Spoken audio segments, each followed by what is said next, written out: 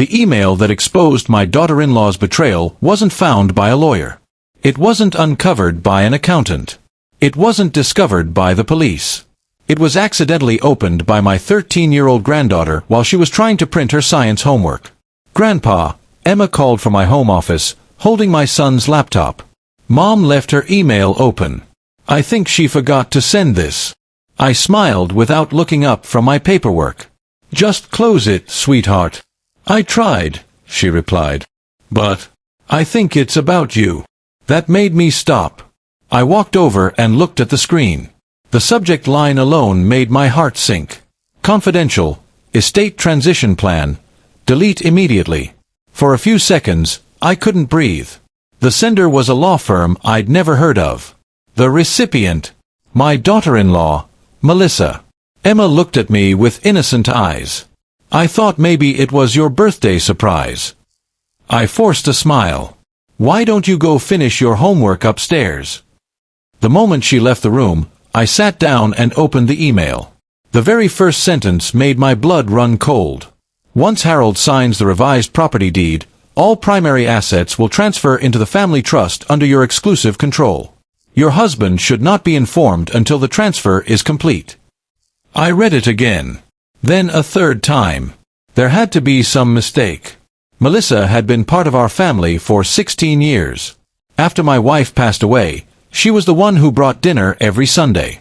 She called me every evening to check whether I'd taken my medication. She always insisted, "We're family, Dad."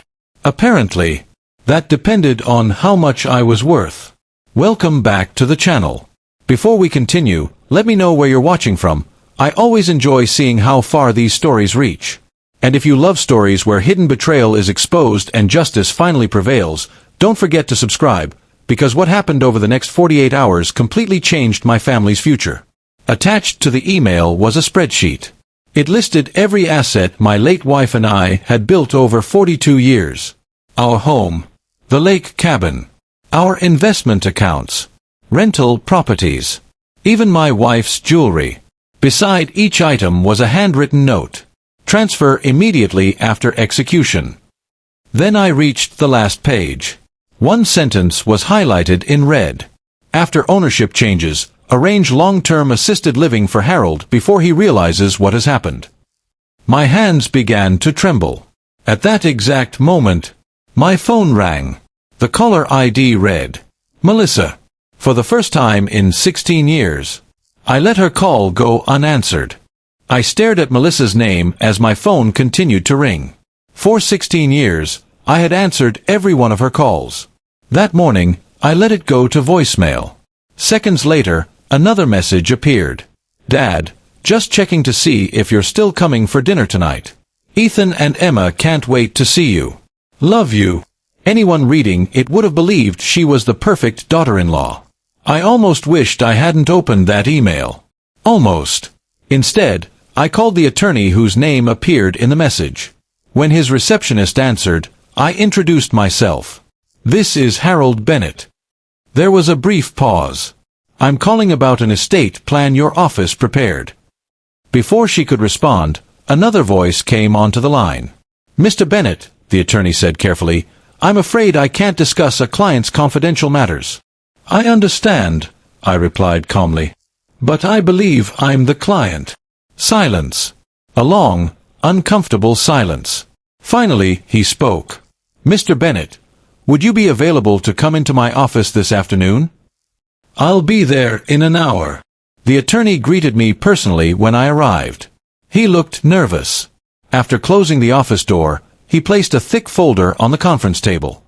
"I think we've both been misled." He opened the file. Every document inside carried my name, my home, my investment accounts, my late wife's trust, even the family cabin. Every page had a yellow tab marking the line where I was supposedly expected to sign. "I've never seen any of these," I said quietly. "I know." He slid another document toward me. "My office was informed that you've been experiencing memory problems and wanted your daughter-in-law to handle your estate planning." I felt my stomach tighten.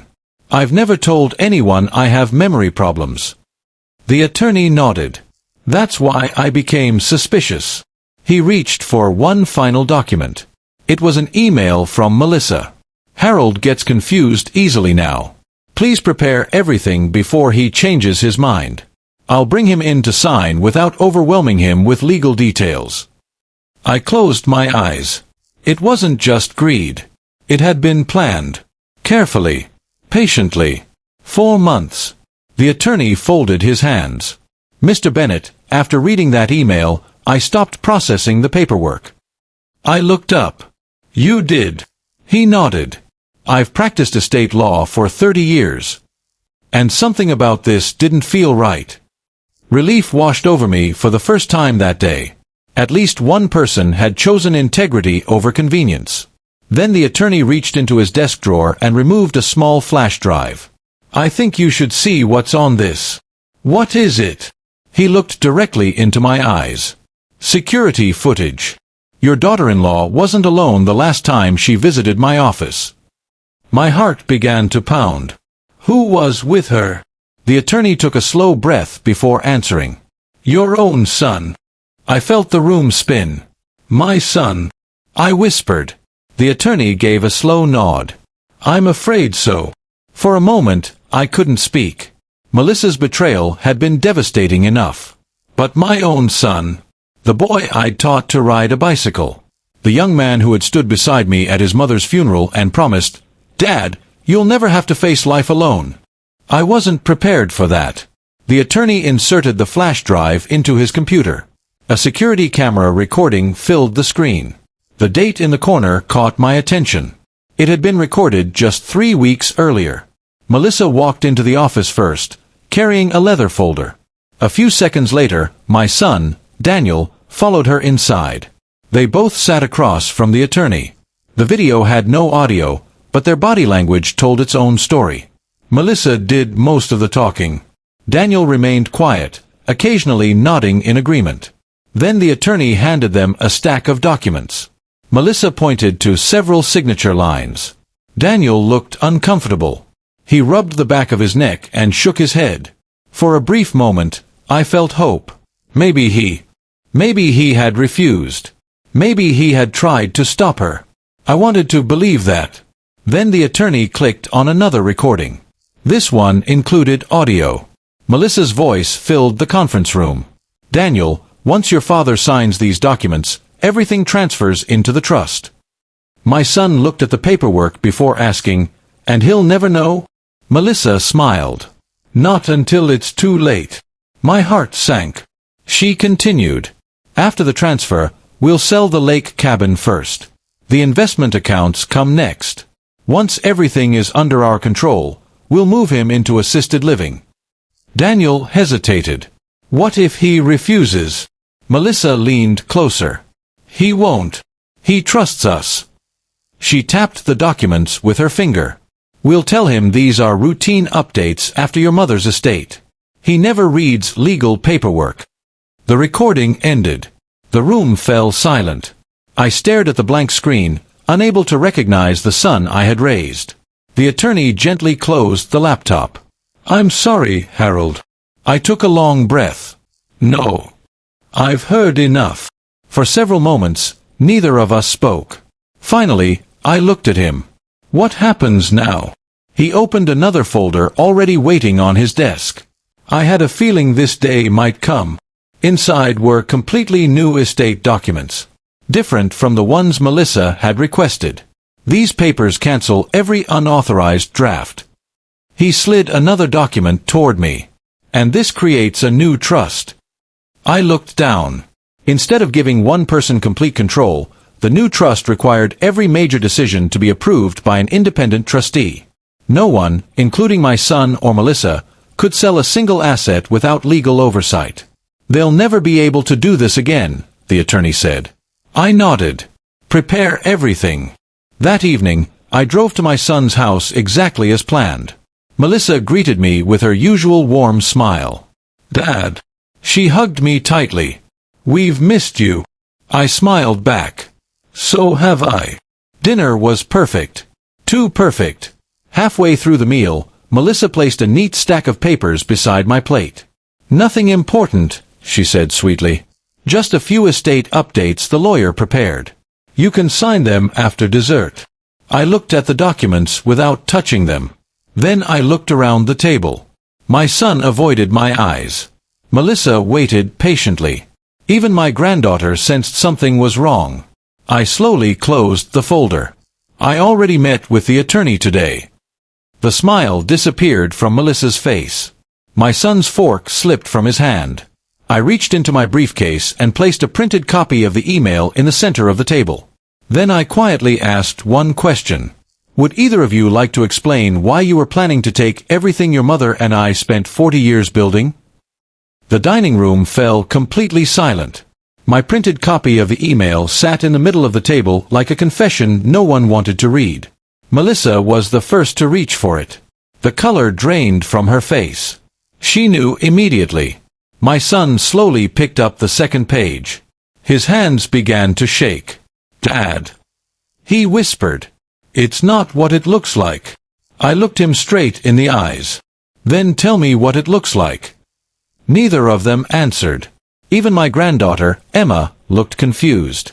"Mom," she asked softly, "why is Grandpa crying?" Melissa opened her mouth, but no words came out. For 16 years, she had always known exactly what to say. Tonight, she had nothing. I quietly stood. I spent 42 years building this family. I trusted both of you with everything your mother and I worked for. I paused, looking at my son. But what hurts the most isn't the money. It's that you were willing to convince me I was losing my mind just so you could take what wasn't yours. My son's eyes filled with tears. I made a terrible mistake. No, I replied calmly. You made hundreds of choices. And every one of them led to this moment. I removed a sealed envelope from my briefcase and placed it beside the email. Melissa frowned. What is that? The estate documents I signed this afternoon. She reached for them, but I gently pulled them back. You don't need to read them. My attorney already explained everything. I looked at both of them. Every document you prepared has been permanently cancelled. The new family trust is now managed by an independent trustee. No property can be sold. No investments can be transferred. No one inherits control simply because I'm gone. Melissa's shoulders slumped. So, everything is gone?